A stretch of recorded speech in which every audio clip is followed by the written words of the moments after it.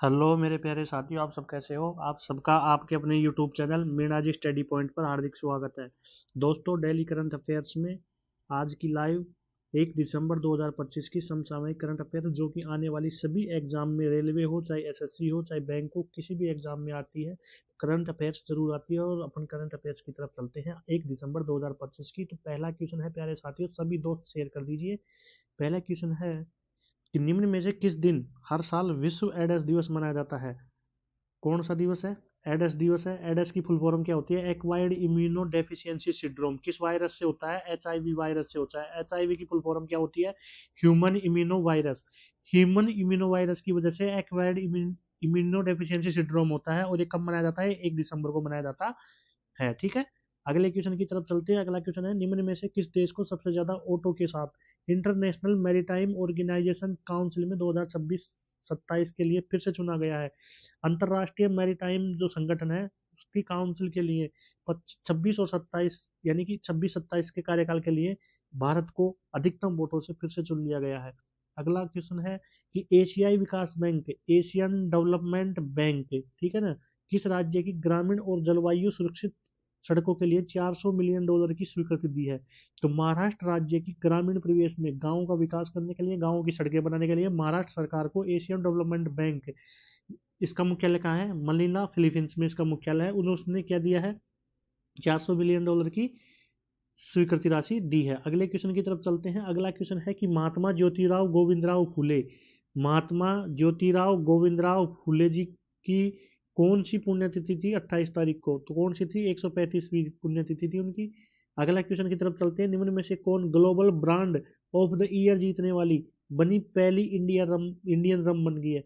देखिए क्वेश्चन क्या है कि भारत की पहली एसी रम, भारत की पहली रम, भारत की पहली रम यानी कि दारू, रम यानी कि शराब, और ग्लोबल यानी कि विश्व के लेवल पर इसने क्या जीता है? Global brand of the year, पूरे विश्व में इस साल का ब्रांड रहा है। तो कौन सी रम की कौन सी है? केमिकारा, केमिकारा रम है जिसने global brand of the year जीता है। अगला क्वेश्चन है कि दक्षिणी पश्चिमी बंगाल की खाड़ी में बने चक्रवाती तूफान को किस देश ने दित्वा नाम दिया है? तो दक्षिण पश्चिम बंगाल की खाड़ी में बना चक्रवात का नाम तो क्या है? दित्वा है। क्या नाम है? दित्वा चक्रवात है। और किसने दिया है? यमन देश ने इसका नाम दिया है। अगले क्वेश्चन की तरफ चलते हैं कि निम्न में से किसे भारत की पहली इंटीग्रेटेड फाइनेंशियल सिटी बनाया जाएगा। इंटीग्रेटेड फाइनेंशियल सिटी यानी कि वित्तीय सिटी बनाई जाएगी, अमरावती को बनाई जाएगी। अमरावती कहाँ की है? आंध्र प्रदेश की। तेलंगाना और आंध्र प्रदेश, ठीक है ना। तो आंध्र प्रदेश की नई राजधानी कौन बनी थी? अमरावती बनी थी ना। तो यही क्या है? पहली इंटीग्रेटेड फाइनेंशियल सिटी बनाई जाएगी। अगले क्वेश्चन की तरफ चलते हैं कि निम्न में से कौन दुनिया का सबसे लंबा ड्राइवरलेस नेटवर्क बन गया है? बिना ड्राइवर के चलेगा, बिना ड्राइवर ड्राइवरलेस बन गया। और वो कौन सा रूट है? रियाद देश है जिसकी मेट्रो, रियाद देश की मेट्रो है जो बिना ड्राइवर के ड्राइवरलेस सबसे बड़ा नेटवर्क बन गया है। अगला क्वेश्चन है कि किस राज्य में कक्षा 10 के विद्यार्थियों के लिए जो बोर्ड की परीक्षा की तैयारी में आर्थिक मदद करने के लिए प्रेरणा योजना शुरू की गई है? कौन सी योजना है? प्रेरणा योजना। और किसके लिए शुरू की गई है?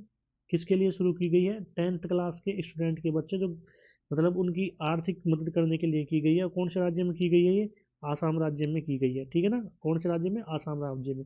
अगला क्वेश्चन है कि निम्न में से किस स्थान पर भारत का पहला national coral reef research centre बनेगा? कोरल रीफ रिसर्च सेंटर कौन सा? कोरल रीफ रिसर्च सेंटर, ये कहाँ बनेगा? अंडमान में बनेगा। कहाँ बनेगा दोस्तों? ये अंडमान में बनेगा। बैरन द्वीप कहाँ है? एकमात्र सक्रिय द्वीप भी अंडमान में ही है। काला पानी की जेल भी यहाँ पे, सेलुलर जेल अंडमान में ही है। तो क्या बनेगा यहाँ पे?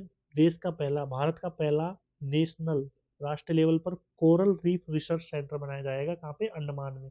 अगले क्वेश्चन की तरफ चलते हैं। अगला क्वेश्चन है कि किस राज्य में स्थित सिरपुर को UNESCO, United Nation Environment Scheme Corporation Organisation, ठीक है ना, यूनेस्को है वर्ल्ड हेरिटेज सिटी होगा।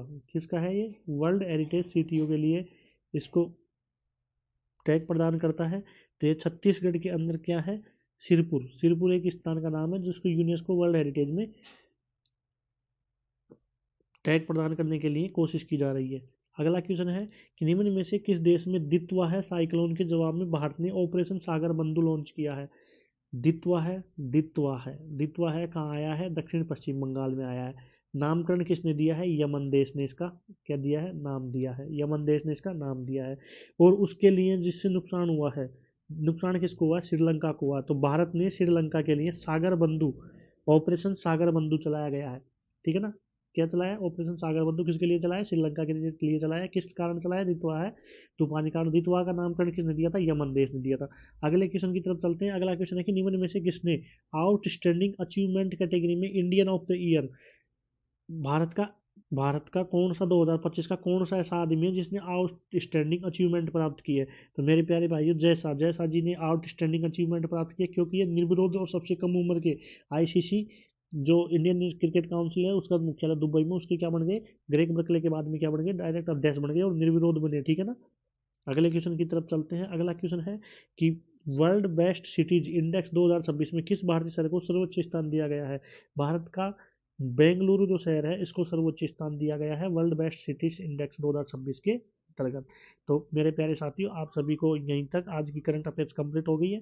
तो मैं सभी से निवेदन करूंगा कि आप सभी चैनल को ज़्यादा से ज़्यादा सब्सक्राइब कीजिए, शेयर कीजिए और सभी तक क्लास को पहुंचाइए और कम समय में सटीक करंट अफेयर्स पढ़ने के लिए हमारे चैनल से जुड़े। ठीक है दोस्तों, तो सभी को धन्यवाद। राम राम।